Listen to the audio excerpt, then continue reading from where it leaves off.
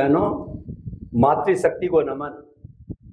अब हमारा ये स्टूडियो का सत्संग प्रारंभ होने जा रहा है। बहुत ही सुंदर तरीके से आत्मसात होने वाली सत्संग की जा रही है, क्योंकि जो सत्संग कराने वाले वो अनुभवी ज्ञानी पुरुष, मुक्त पुरुष है जो सत्संग कराते हैं। जो मुक्त का अर्थ होता है मन वचन काया से मुक्त रहने वाला ज्ञानी पुरुष होता है, वही अच्छी सत्संग करा सकता है, क्योंकि उनका अनुभव बोलता है। तो ऐसे स्वामी जी को पाकर के हम सब आपकी तरफ से स्वामी जी के प्रति बार बहुत बहुत धन्यवाद, साधुवाद, कृतज्ञता। जय सच्चिदानंद। स्वामी जी, इस एपिसोड में हम सनातन सत्य की साधना के कुछ सूत्रों की जानकारी करना चाहेंगे। उसमें से जो सबसे बड़ा जो हमारा साधना का अंग कहिए वो है भेद विज्ञान। भेद विज्ञान का अर्थ हुआ कि प्रकृति से पुरुष को अलग रखना।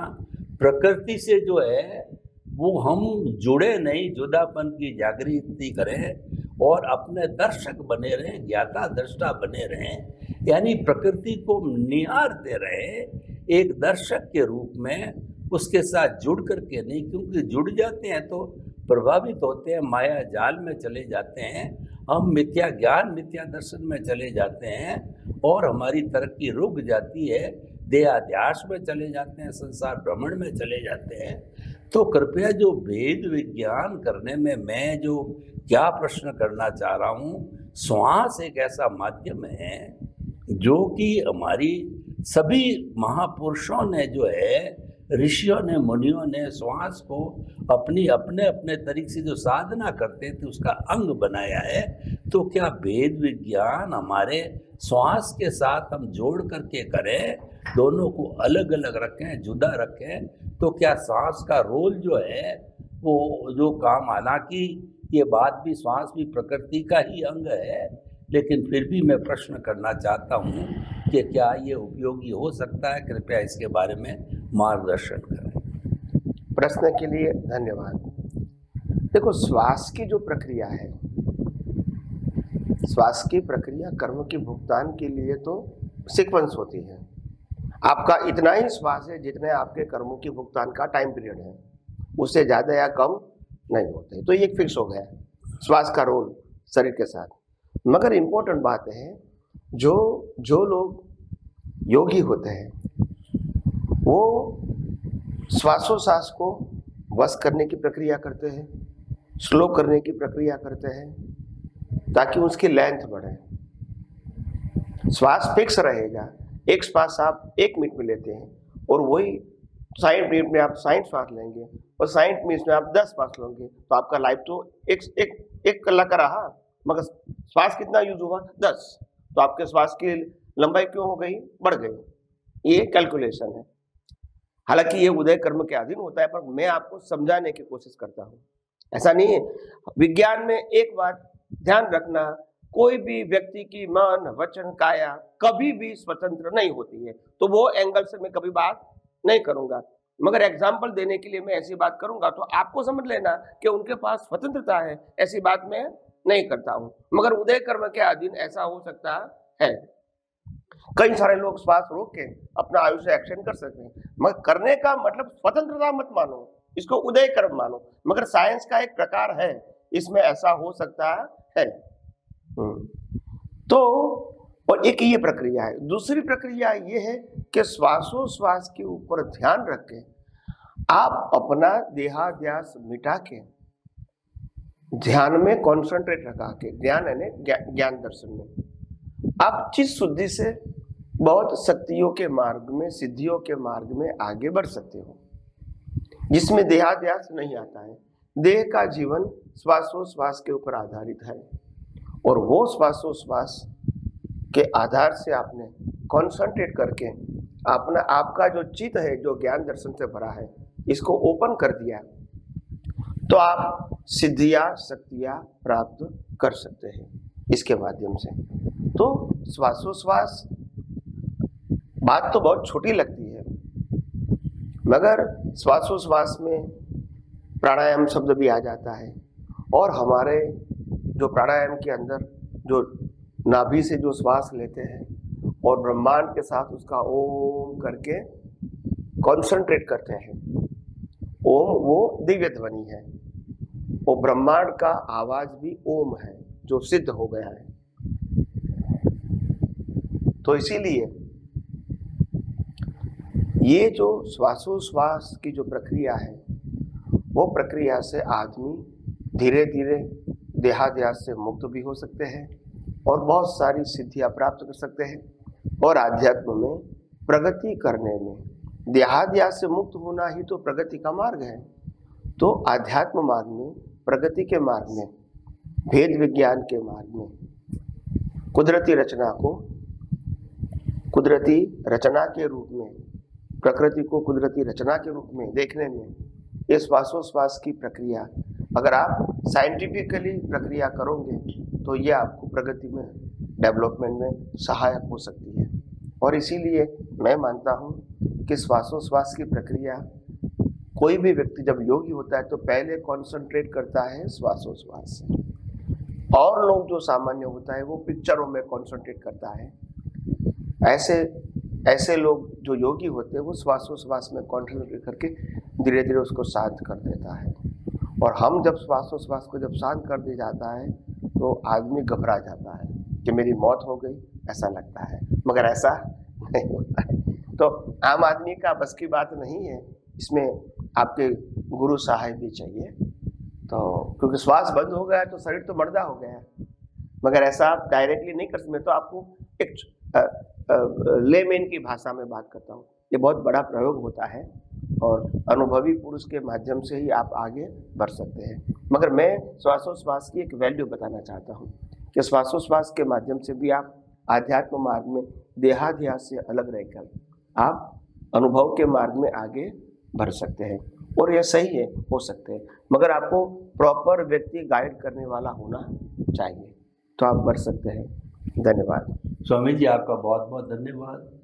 आपने बताया कि श्वासोश्वास स्वयं जो है एक उदय और प्रारब्ध है, ये प्रकृति का हिस्सा है, और प्रकृति का जो भी हिस्सा होता है वह हमारे जो है उसमें कोई स्वतंत्रता नहीं होती है, और वो हमारे डेवलपमेंट के अंदर जो है ज्ञान दर्शन को खुला करने में किसी प्रकार से सहयोगी नहीं हो सकता। लेकिन आपने इस सच्चाई को भी स्वीकार किया कि जो श्वासोश्वास का रोल बहुत बड़ा है, हम अगर अपने चित्त के अंदर ज्ञान दर्शन को खुला करके और श्वासोश्वास को जो है उसका थोड़ा उपयोग करें तो हो भी सकता है, और इसमें कोई मनाही वाली बात नहीं। लेकिन हम इसको सिद्धांत रूप में स्वीकार नहीं कर सकते, क्योंकि मन वचन काया तथा उससे जुड़ी हुई हर अवस्था मात्र कुदरती रचना है। हमारा फोकस कुदरती रचना देखने पे, आपने ये बताया कि आप तो कुदरती रचना देखते रहो और केंद्र में जो है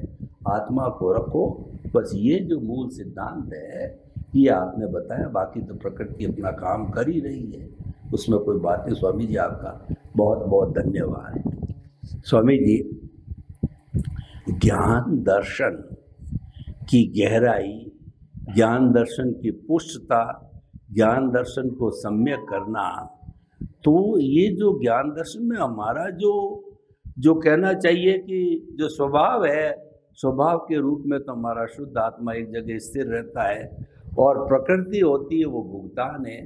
तो बीच में जो प्रतिष्ठित आत्मा है, तो प्रतिष्ठित आत्मा जो है वही भूल भुलैया है, वही हमारा जो लिविंग अहंकार है, और उसी में ही सब कुछ होता है। अच्छा बनो चाहे बुरा बनो, क्योंकि उसके चारों तरफ जो एनवायरनमेंट है, मिथ्या ज्ञान मिथ्या दर्शन का भी है, एक मेला है। सम्यक ज्ञान सम्यक दर्शन की भी दुकान लगी हुई है, और साथ के अंदर जो हमारा उदय प्रारब्ध है वो भी खींच रहा है, उसका भी कोई रिएक्शन आ जाता है तो वो भी प्रभावित कर सकता है अगर जुड़ जाता है। यानी जो बेचारा मेले के अंदर जो ये हमारा जो प्रतिष्ठित आत्मा है वो भटक जाता है कि क्या करें, और भटका हो भी जाता है। तो कृपया ये बतावें कि जो ऐसे समय में जो प्रतिष्ठित आत्मा पुरुषार्थ करने वाला है तो सहज किसकी ओर आकर्षित होता है और मुश्किल से किसकी ओर आकर्षित होता है, और उसको अपने मुक्ति की ओर ले जाने के लिए क्या करना चाहिए कि वो कांग्रेस में नहीं जाके बीजेपी में जावे, यानी इधर नहीं जाके उधर जावे, 3 पालों में से एक पाला आप सब खींच रहे हैं, लेकिन वो किस तरीके से उस पाले की तरफ ले जावे अपने आप को जो कि मुक्ति में जाने वाले हो। कृपया इस जो है सारे भूल भुलैया को थोड़ा स्पष्ट करें प्रतिष्ठित आत्मा। प्रश्न के लिए धन्यवाद। देखो, सबसे बड़ी बात यह है कि आज जो साइंटिस्ट होते हैं या साइंस समझ रहे हैं, ऐसे लोगों में क्या होता है, बड़ी बड़ी बातों को तो वो कुदरती रचना देखते हैं या देखने का प्रयास करते हैं, मगर छोटी छोटी बातों को कुदरती रचना देखना भूल जाते हैं या इसका इम्पोर्टेंट भी नहीं मानते हैं। तो मैं मानता हूँ ये बहुत बड़ी गलती है। कुदरती रचना देखने में छोटी बड़ी बातें मायने नहीं रखती है। हर बातें कुदरती रचना देखना ही हमारा पुरुषार्थ है। तो छोटी बातों में भी आप कुदरती रचना देखोगे तो आपको प्रैक्टिस आसानी से हो जाएगी। जैसे मैं पानी पीता हूँ, खाना खाता हूँ, स्नान कर रहा हूँ, कपड़ा पहनता हूँ, बाहर जाता हूँ, भक्ति करता हूँ, पूजा करता हूँ, आरती करता हूँ, किसी के साथ बात करता हूँ, नाश्ता करता हूँ, बिजनेस करता हूँ, जॉब करता हूँ, पढ़ाई करता हूँ, फ्रेंड के साथ ऐसी गम्मत करता हूँ, घूमने जाता हूँ। ये सब छोटी छोटी जो डेली बातें होती है, वो डेली बातों को जब कुदरती रचना देखने का शुरू करोगे तो आपका जो ज्ञान दर्शन है वो परिपक्व होगा। Important thing is a practice, not the circumstances. संजोग छोटे बड़े इम्पोर्टेंट नहीं है। छोटे से छोटे संजोग को आप कुदरती रचना देख सकते हो, वो आपका ज्ञान का पावर है। अगर मन में विचार आते हैं, कुदरती रचना देखा तो आपका पावर हो गया, कुदरती रचना का पावर, कि आप उसको देख सकें। अगर बुद्धि बताती है कि ये सही है, ये गलत है, आपने कुदरती रचना देखा तो ये ज्ञान का पावर हो गया। चिच ने फोटो बताए जीवन के अवस्थाओं के, भूत और भविष्य के या वर्तमान के, तुरंत देखा आपने कुदरती रचना, तो ये आपका पावर है। तो संजोग छोटा बड़ा वो मायना नहीं रखता है। आप छोटे से छोटे संजोगों को भी कुदरती रचना देख सकते हो, वो आपका पावर है। बड़े बड़े संजोगों में मैकेनिकल देखना वो इतना इंपॉर्टेंट नहीं है जितना छोटे संजोगों में सहजता से देखना। क्योंकि फिर क्या हो जाता है कि जैसे पहले हम मानते थे कि व्यवस्थित है, ऐसा यहाँ नहीं होना चाहिए। ये जागृति का प्रश्न है। क्या है? जागृति। ये मैकेनिकल प्रश्न नहीं है। क्योंकि मैंने कहा है कि कुदरती रचना बोलना मतलब लक्ष्य में रखना है कि कुदरती रचना के अंदर कुदरत यानी 6 तत्व और कुदरती कानून इनबिल्ट है। ये लक्ष्य में रख के आपको कुदरती रचना देखना है, सिर्फ मैकेनिकल नहीं देखना है, नहीं तो फिर उसकी वैल्यू भी नहीं रहेगी। साइंस में कोई चीज मैकेनिकल नहीं होती है। Science is a subject of experiment, not exercise. अकेला चैंटिंग करना वो एक्सरसाइज है, विथ अवेयरनेस करना वो प्रयोग है। तो विज्ञान में प्रयोग होता है, विज्ञान में एक्सरसाइज नहीं होती। जैसे माला गिनोगे कुदरती रचना, कुदरती रचना, ये नहीं है। आप समझे? बराबर।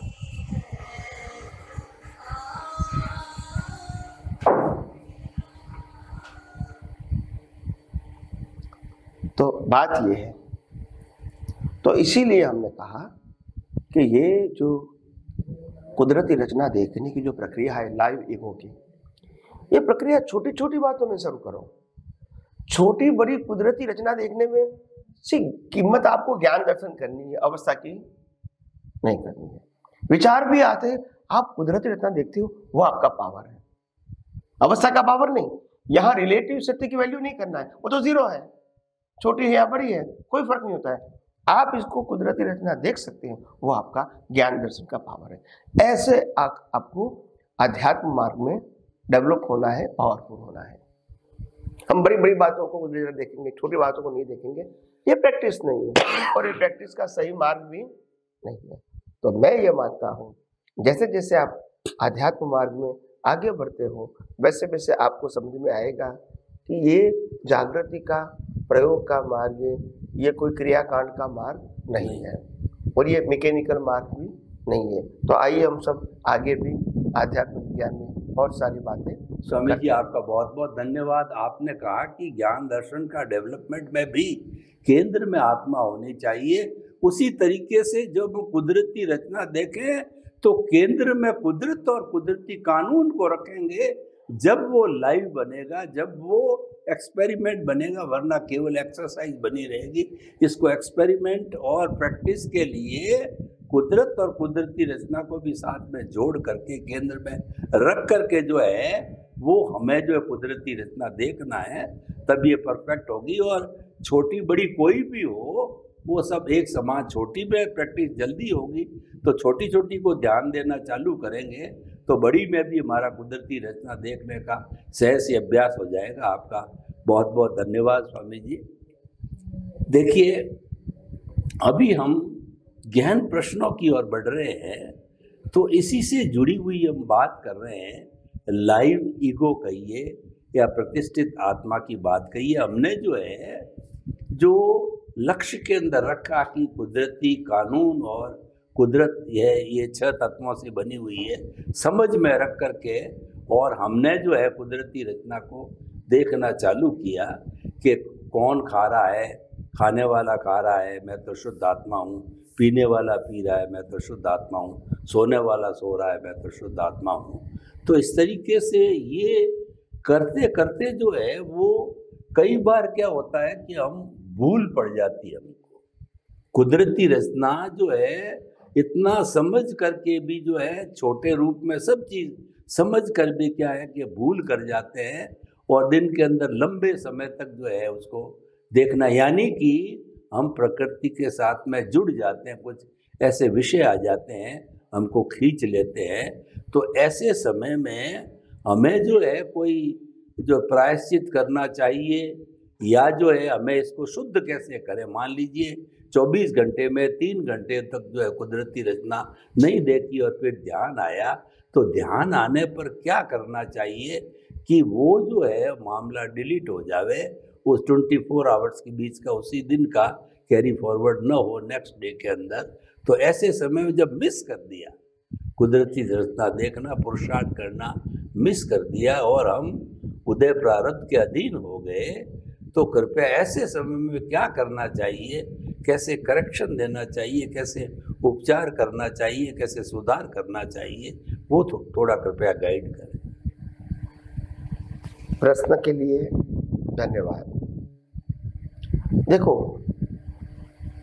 विज्ञान में वर्तमान में रहना ही विज्ञान है, भूत भविष्य को विज्ञान नहीं कहते हैं।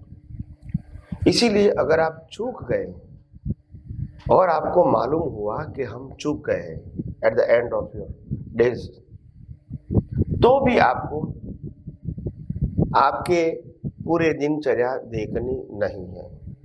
वो देखोगे, उसका नाम आध्यात्म मार्ग में देहाध्यास है। क्या है? देहाध्यास। वो नहीं करना है। मगर कोई बातें अपनी आप याद आ जाए तो हमारी गलती क्या थी, कुदरती रचना नहीं देखा हो तो देख लेना, और कुदरती रचना देख लिया वही प्रतिक्रमण, और कोई प्रतिक्रमण आध्यात्म में नहीं है। कभी भी देखो, कभी भी 3 घंटे बाद 10 साल पहले का भी प्रसंग आ जाएगा, 50 साल पहले का भी प्रसंग आ जाएगा। आपके पास एक ही ऑप्शन है, कुदरती रचना देखना। मगर देखने के लिए आपको और कोई एटीट्यूड की जरूरत नहीं है, अपने आप स्वयं आना चाहिए। हम तो वर्तमान में ही रहेंगे, that's it, in any situation. वर्तमान छोड़ना नहीं है, वर्तमान में वर्ते सदा सो ज्ञानी। भूत भविष्य किसके लिए हुए? संसारियों के लिए। भविष्य की चिंता और भूतकाल का भय ये संसारियों को है, ज्ञानियों को नहीं होता है। तो इसीलिए हमने कहा वर्तमान में रहना है। वर्तमान में कोई भी प्रसंग 50 साल पहले का भी याद दिखता है तो कुदरती रचना देख लो। हमारा एक ही सब्जेक्ट है, शुद्धात्मा में रहो और कुदरती रचना देखो। उस समय नहीं देखा था तो अभी देख लो। अभी प्रश्न ये होता है कि उस समय नहीं देखा था तो कर्म बंद हो गया, और अभी हमने देखा तो क्या हुआ। तो यहाँ कर्म बंद खत्म नहीं होता है। क्या बताया? बंद खत्म नहीं होता, नहीं चलता है। हाँ, मगर जो उस समय आपने विज्ञान का उपयोग न करने से जो कर्म बंद किया था, वो यही अवतार में आपने वो संजोग को रिपीट में देख लिया और कुदरती रचना देख लिया उसमें। तो कुदरत क्या करेंगी, दोनों का रिजल्ट आपको पैरेलल देगी। यहाँ आपको संजोग देगी, कर्म का फल देगी, और यहाँ कुदरती रचना का पुरुषार्थ भी आपको रेडीमेड देगी। तो दोबारा आपको पुरुषार्थ करने की जरूरत नहीं पड़ेगी। जैसे अनुभवी ज्ञानी पुरुष को 70, 80, 90% कुदरती रचना है और संजोग भी है। क्यों है? क्योंकि दोनों लेकर आए। और ऐसे जो केवल दर्शन वाले वो 100% लेके आए, तो 100% लाइफ भी है, 100% जागृति भी है। अभी पुरुषार्थ करने की जरूरत नहीं है। तो ये तो प्रिंसिपल हो गया है ना, इसमें कोई एक व्यक्ति की बात नहीं, हर बात में हो गया।